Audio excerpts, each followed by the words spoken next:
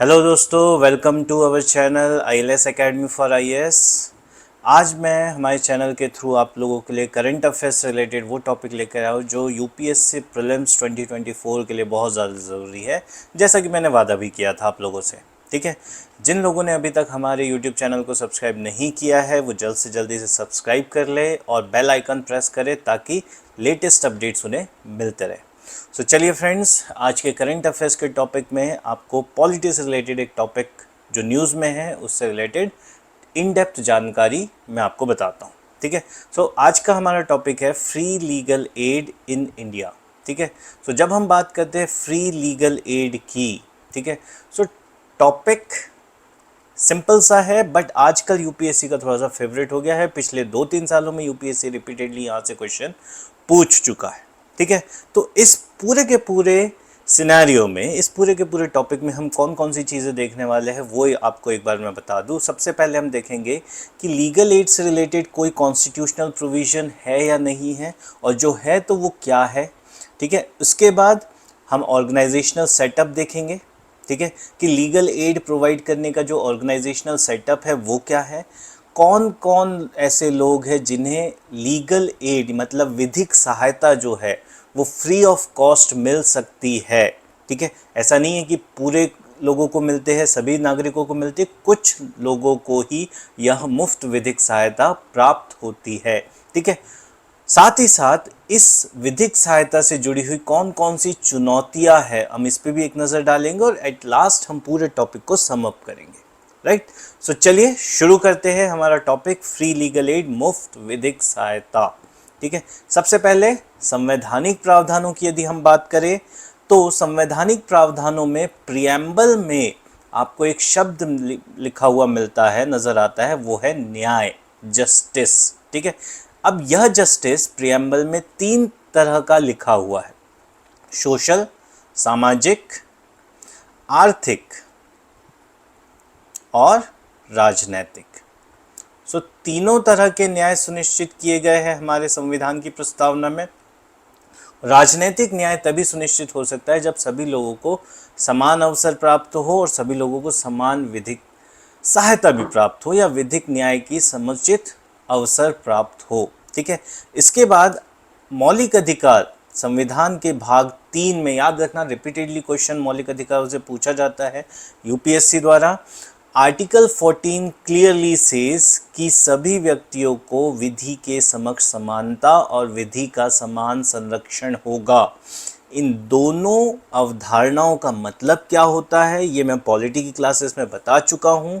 ठीक है, बट आप याद रखिए आर्टिकल 14 जो सभी को विधि के समक्ष समता समानता स्थापित करवाता है, equality before the law and equal protection in front of the law, that is what mentioned in article 14. So article 14 also talks about protection from the law. ठीक है, then comes article 22 जो गिरफ्तारी या किसी व्यक्ति को हिरासत के में लिए जाने की स्थिति में कुछ संरक्षण प्रदान करता है। ठीक है, ये हो गए संविधान के भाग 3 में दिए गए कुछ प्रावधान जो विधिक सहायता से जुड़े हुए हैं, ये है भाग 3 में। और जो सबसे महत्वपूर्ण है वो है अनुच्छेद 39 क, आर्टिकल 39A। ठीक है, और वो क्या कहता है, the state shall secure that the operation of the legal system promotes justice. ऐसी न्यायिक व्यवस्था करनी होगी जिससे न्याय सुनिश्चित हो। ठीक है, on the basis of equal opportunity, समान अवसर के आधार पर, और प्रोवाइड फ्री लीगल एड। ठीक है, मुफ्त विधिक सहायता की बात की गई है। ठीक है, बाय सुटेबल लेजिस्लेशन और स्कीम्स और in any other way to ensure that opportunities for securing justice are not denied to any citizen by reason of economic and other disabilities.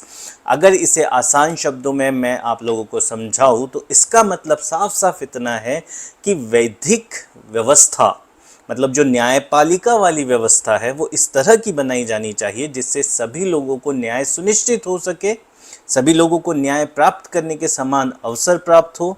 ठीक है, और साथ ही साथ वे लोग जिन्हें न्याय सुनिश्चित नहीं किया जा सकता या जो न्याय सुनिश्चित करने में कठिनाइयां महसूस करते हैं उन लोगों के लिए राज्य उन्हें मुफ्त विधिक सहायता प्रदान करेगा। ठीक है, किसी भी तरीके से हो सकता है, वो कमजोरी, ठीक है, आर्थिक पिछड़ापन हो सकता है या शारीरिक विकलांगता हो सकती है, उस आधार पर यदि कोई व्यक्ति विधिक सहायता स्थापित नहीं कर पाता या अपने लिए नहीं प्राप्त कर सकता, उस स्थिति में राज्य उन लोगों की मदद करेगा। ठीक है, तो ये प्रावधान है संविधान में। तो आप याद रखिएगा, भाग 3 में भी विधिक सहायता से जुड़े हुए प्रत्यक्ष तौर पे कहीं नहीं लिखा हुआ है, अप्रत्यक्ष तौर पे लिखा हुआ है।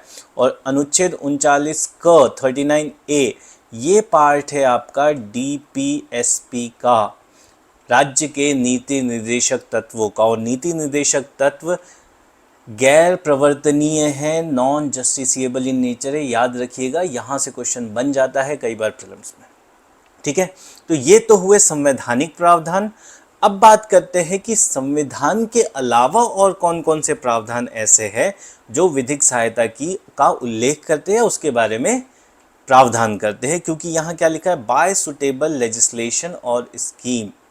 ठीक है, सो सबसे पहला और जो महत्वपूर्ण कानून है वो है विधिक सेवा प्राधिकरण अधिनियम 1987। ठीक है, और इस अधिनियम के ज़रिए बच्चों कुछ संगठन बनाए गए हैं जिन्हें हम बहुत शॉर्ट में कहते हैं नालसा। ठीक है, नालसा क्या करता है, यह विधिक सहायता प्रदान करने के लिए सर्वोच्च संस्था है या सर्वोच्च प्राधिकरण के रूप में कार्य करता है। ठीक है, ये राष्ट्रीय स्तर पे काम करता है। उसी तरीके से एक राज्य स्तर पर भी लीगल सर्विस अथॉरिटी बनाई गई है। ठीक है, so these are what the provisions. अभी इसके बारे में आपको डिटेल में भी बताऊंगा, बट उससे पहले हम देख लेते हैं कि इस पूरी की पूरी व्यवस्था का मुख्य उद्देश्य क्या है। ठीक है, और वह मुख्य उद्देश्य है सभी के लिए न्याय सुनिश्चित करना। क्यों? क्योंकि जब तक सभी लोगों के लिए न्याय सुनिश्चित नहीं होगा, समाज में हम समानता स्थापित नहीं कर पाएंगे। ठीक है, और समाज में स्थित जो शोषणकारी प्रवृत्तियां है उन्हें समाप्त नहीं कर पाएंगे। उन्हें समाप्त करने के लिए न्याय सुनिश्चित करना बहुत महत्वपूर्ण है। ठीक है, सो प्रमुख उद्देश्य है सभी के लिए न्याय सुनिश्चित करना।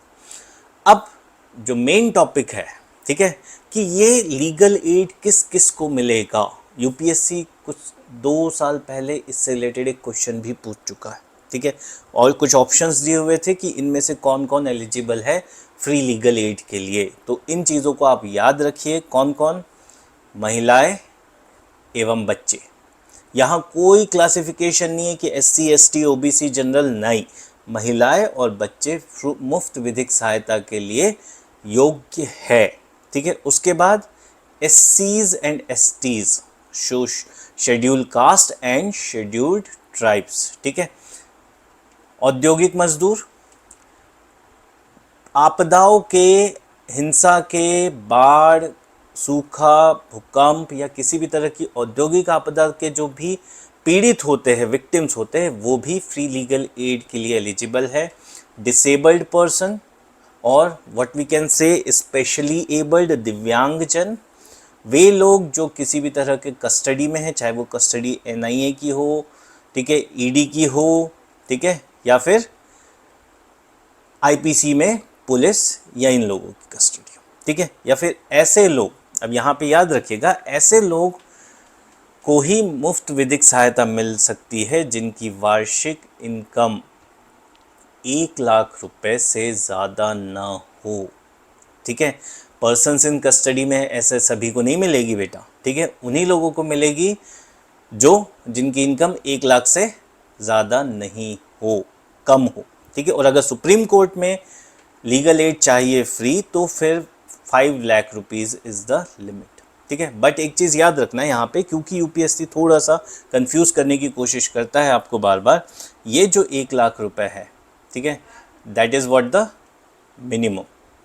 ये स्टेट टू स्टेट वैरी करता है, कुछ स्टेट्स में ये 3 लाख रुपए भी है, कुछ स्टेट में ये 1 लाख रुपए भी है।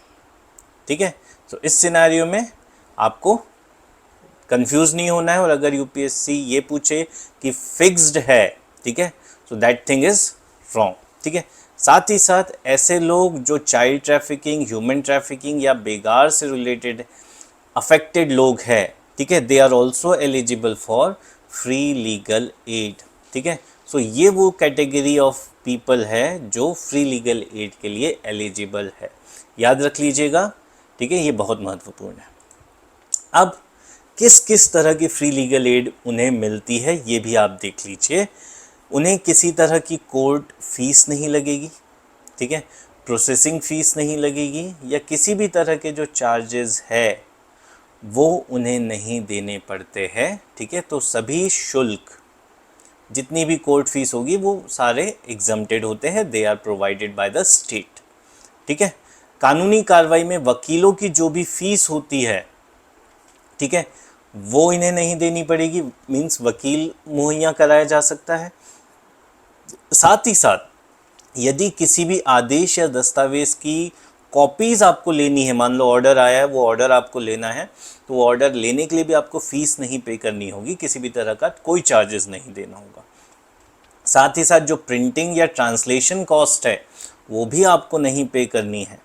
अब यहाँ पे एक चीज़ याद रखना जो यहाँ नहीं लिखा है, बट आपको जब हम एक्सप्लेन करते हैं, इसे प्रैक्टिकली इम्प्लीमेंट करते हैं, तो ये चीज़ें भी इम्प्लीमेंट होती है, ये चीज़ें भी एंटाइटल्ड होती है। मान लीजिए पॉइंट नंबर 2 क्या कह रहा है, कानूनी कार्रवाई में वकीलों की सेवा प्रदान करना। इस स्थिति में होता क्या है, कुछ गवर्नमेंट एडवोकेट्स होते हैं, सरकारी वकील, ठीक है, और इन वकीलों का एक पैनल होता है, राइट। अब यहाँ पर अगर कोई व्यक्ति है जो फ्री लीगल एड के लिए एलिजिबल है, वो इस पैनल में से अपने पसंद के किसी भी व्यक्ति को भी कह सकता है जो एडवोकेट होगा कि मैं चाहता हूं कि मेरा केस यही व्यक्ति लड़े, यही एडवोकेट लड़े। अब ये याद रखना, वो इस पैनल में से ही होना चाहिए। ऐसा नहीं कि वो किसी भी व्यक्ति को बोले कि ये व्यक्ति मेरा केस लड़ेगा और उसे गवर्नमेंट एंटाइटल कर देगी। नो, गवर्नमेंट एडवोकेट्स के पैनल में से ही कैन सजेस्ट कि आई विश, मैं चाहता हूं कि मेरा केस यह वकील लड़े, ठीक है। ये चीज़ें भी अलाउड होती है फ्री लीगल एड में, right. So that is what the entitlements. अब आते हैं इसके ऑर्गेनाइजेशनल सेटअप पे, ठीक है। सो ये ऑर्गेनाइजेशनल सेटअप ऐसा कोई हायरार्किकली ऑर्गेनाइज नहीं है, आप इस चीज़ को समझिएगा, बट जो अपेक्स है, हाईएस्ट लेवल पे है, that is NALSA, national legal service authority, ठीक है, राष्ट्रीय विधिक सेवा प्राधिकरण। इसका जो हेड ऑफिस है, या ये कह लो कि ये है कहाँ पर, ये सुप्रीम कोर्ट में ही होता है। और क्यों? क्योंकि इसका सबसे प्रमुख संरक्षक जो है वो होता है भारत के मुख्य न्यायाधीश। Chief justice of India is the chief pattern of NALSA. और जो एग्जीक्यूटिव चेयरमैन होता है, वो एग्जीक्यूटिव चेयरमैन होता है सेकेंड सीनियर मोस्ट जज ऑफ सुप्रीम कोर्ट, ठीक है। So they will do all this work. और ये कहाँ काम करेगा? ये काम करेगा सर्वोच्च न्यायालय में, ठीक है। They will work in supreme court. इसी तरीके से स्टेट में स्टेट लीगल सर्विस अथॉरिटी होती है, डिस्ट्रिक्ट में डिस्ट्रिक्ट लीगल सर्विस अथॉरिटी होती है, और सब डिवीजन लेवल पे, ब्लॉक लेवल पे तालुक लीगल सर्विस कमिटीज़ होती है, याद रखिएगा। अब यहाँ पर स्टेट लीगल सर्विस अथॉरिटी में जो भी काम होगा वो हाई कोर्ट होगा। यहाँ का चीफ पैट्रन कौन होगा? Chief justice of high court, ठीक है। एग्जीक्यूटिव चेयरमैन कौन होगा? सेकेंड सीनियर मोस्ट जज ऑफ हाई कोर्ट, ठीक है। डिस्ट्रिक्ट में जो डिस्ट्रिक्ट जज होगा वो ex officio district legal service authority का चेयरमैन बन जाएगा, ठीक है। और तालुक में anyone nominated by the district जज, ठीक है। सो ये लीगल फ्रेमवर्क है। और एक और फंक्शन इनका याद रखना, other than providing legal assistance, ठीक है, विधिक सहायता प्रदान करने के अलावा NALSA, state legal service authority that is salsa, और डिस्ट्रिक्ट और तालुक, ये कुछ और काम भी करते हैं जिसके बारे में यूपीएससी आपसे पूछ सकता है। वो क्या है? पहला, लीगल लिटरेसी को प्रमोट करना, ठीक है, विधिक साक्षरता को बढ़ावा देना। आसान शब्दों में ये कहूँ तो कानून के बारे में लोगों का जो ज्ञान है उसमें वृद्धि करने के लिए कैंप आयोजित करवाते हैं, अलग अलग शिविर लगाते हैं। उस शिविर के माध्यम से कानून के प्रति जागरूकता को बढ़ाया जाता है। साथ ही साथ आपने एक और टर्म सुना होगा, लोक अदालत। ठीक है, लोक अदालत भी ऑर्गेनाइज करवाने की जो जिम्मेदारी होती है बेटा, वो नालसा, सालसा और डिस्ट्रिक्ट लीगल सर्विस अथॉरिटी की होती है। जनरली ये डिस्ट्रिक्ट लेवल पे करवाए जाते हैं, तो मेन रिस्पॉन्सिबिलिटी हो गई डिस्ट्रिक्ट लीगल सर्विस अथॉरिटी की। ठीक है, but under the supervision of national authority and state authority. This is what is being done in the form of free legal aid. ठीक है, सो ये हुआ एक ऑर्गेनाइजेशनल सेटअप। कुछ अलग से ऑर्गेनाइजेशन नहीं है, ये पूरा का पूरा जो ऑर्गेनाइजेशन है ये सुप्रीम कोर्ट की निगरानी में काम करता है। Clear? So this is what you should remember. So चलते हैं, पूरा एक बार समराइज कर लेते हैं कि प्रियम्बल में जस्टिस शब्द मेंशन है, आर्टिकल 14 मेंशनड है, आर्टिकल 22 मेंशनड है। ठीक है, साथ ही साथ 39A जो लीगल असिस्टेंस या लीगल जस्टिस इंश्योर करने की बात करता है। ठीक है, इसी को इम्प्लीमेंट करने के लिए, 39A को इम्प्लीमेंट करने के लिए सरकार ने 1987 में क्या लेकर आया, लीगल सर्विसेज अथॉरिटीज एक्ट। ठीक है, जिसके अंतर्गत नालसा, सालसा, डिस्ट्रिक्ट और तालुक लेवल पे लीगल सर्विस अथॉरिटीज क्रिएट की गई है। और ये लीगल सर्विस अथॉरिटी क्या करती है, लोगों को फ्री लीगल एड प्रोवाइड करती है। ठीक है, so that is what the concept of free legal add और फ्री लीगल असिस्टेंस। यहाँ पर आप ये चीज़ और याद रखेंगे कि लीगल असिस्टेंस प्रोवाइड करने के अलावा ये लीगल लिटरेसी और लोक अदालत भी ऑर्गेनाइज करवाती है। साथ ही साथ इस टॉपिक से रिलेटेड जो एडिशनल +1 लेवल की हम बात करते हैं करंट अफेयर्स में, लोक अदालत, लोक अदालत का जो कॉन्सेप्ट है उसे आप फैक्चुअली प्रिपेयर कर ले। ठीक है, और इसमें देखना ज़्यादा कुछ नहीं है, सिर्फ कुछ चीज़ें देखनी है जो मैं आपको बता देता हूँ। लोक अदालत ऑर्गेनाइज कौन करवाता है, वो तो लीगल सर्विस अथॉरिटी ऑर्गेनाइज करवा दी है। ठीक है, लोक अदालत में कौन से केसेस जा सकते हैं, क्या कंपाउंडेबल केसेस जा सकते हैं, शमनीय केसेस जा सकते हैं, गैर शमनीय केसेस जा सकते हैं, दोनों में से किस तरह के मामले जा सकते हैं। ठीक है, उसके बाद जो केसेस कोर्ट में पेंडिंग है वो जा सकेंगे या जो कोर्ट में नहीं गए हैं वो जाएंगे। ठीक है, फिर तीसरी चीज़ जो आपको इसमें याद रखनी है कि जो लोक अदालत के जो डिसीजन है वो बाइंडिंग होते हैं या नहीं होते। ये कुछ चीज़ें as a part of homework, ठीक है, या as a part of +1 level, ठीक है, ये आप लोगों को करना है। क्योंकि मैं रिपीटेडली ये कहता हूँ कि करंट अफेयर्स के साथ आइसोलेशन में नहीं पढ़ा जा सकता। ये लोक अदालत आपका पॉलिटी का कॉन्सेप्ट है। ठीक है, this is what current affairs. और ये न्यूज़ में इसलिए था क्योंकि last year chief justice of India ने जस्टिस संजीव खन्ना को एग्जीक्यूटिव चेयरमैन नॉमिनेट किया था। ठीक है, इसीलिए ये न्यूज़ में आ गया था। जब न्यूज़ में आ जाता है तो ऑटोमेटिकली ये यूपीएससी के लिए इम्पॉर्टेंट हो जाता है। तो आई होप आपको टॉपिक क्लियर हो गया होगा। वीडियो पसंद आए तो इसे लाइक ज़रूर कर दीजिएगा और हमारे चैनल को सब्सक्राइब ज़रूर करें। Thank you.